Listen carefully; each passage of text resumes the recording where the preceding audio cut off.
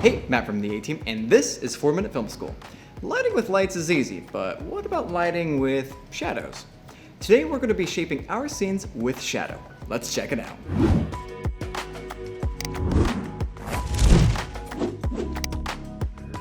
Light and shadow go hand in hand. Every time you create light, you're also creating shadows. Shadows are just the absence of light, where light isn't hitting. More and more cinematographers have been embracing shadows in their work, resulting in darker and moodier visuals. But how do you use shadows intentionally to add depth to your story? Today, we're going to be looking at 3 different ways you can use shadows in your cinematography. Let's go. So the first way of lighting with shadows is by a silhouette. But first, what is a silhouette? It's a dark outline of your talent's figure, and there's a few ways to achieve this. First, we have to establish where our light source is coming from. In our case, we have an opening in our garage with the sun coming through. If we were using this as a key light, we would have Giselle facing the light source and the camera on that same side. The key light, however, is creating a light side and a dark side. And for us to get that silhouette, we have to shoot on the dark side. So now Giselle is facing away from the light source and we position our camera to look towards the dark side. We position Giselle a little too close to our light source. Light is wrapping around his face caused by the bounced light, losing the effect that we're going for.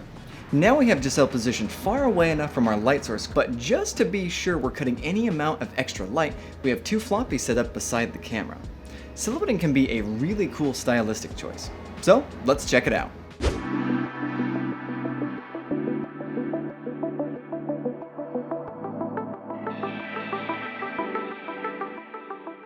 So for our second setup, we're casting shadows onto a face. We have our key light and the background light. For the key light, we're utilizing the 120D Mark II with the Fresnel attachment, along with a layer of CTO. Using a single source light, we're creating hard shadows and sharp edges, which means you can use this technique to really highlight certain parts in the frame. In our case, we're utilizing Giselle's arm to block half of his face, putting that side of his face in shadow, and highlighting the other side of his face, really highlighting his eye. You can really utilize this technique to guide the eye of the audience towards parts of the frame. Next, for our background light, we're actually just utilizing a simple MC light with the same color hue as our key light. And this is just providing some detail in the background, that way he's not hiding in a void of darkness. Then we have 3 floppies to cut any light from spilling onto our set. So let's check it out.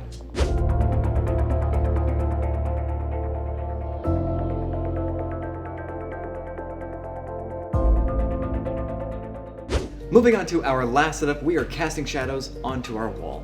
For that, we are utilizing the 300X with the spotlight attachment, along with a layer of CTO.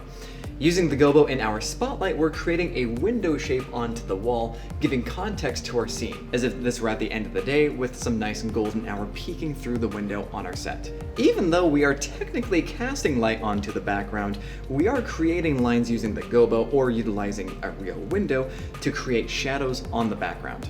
Additionally, Giselle casts his own shadow onto the background when he steps in front of the window light. Then we set up 2 floppies to cut any light from spilling onto the background coming from our real windows. Casting shadows onto the wall can be a really interesting technique for storytelling. So now, let's take a look.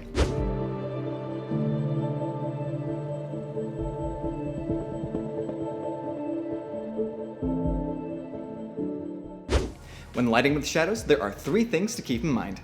First, silhouettes work better the farther the subject is from the light source. If the subject is too close to the light, it will wrap around the subject or bounce onto them and ruin the effect.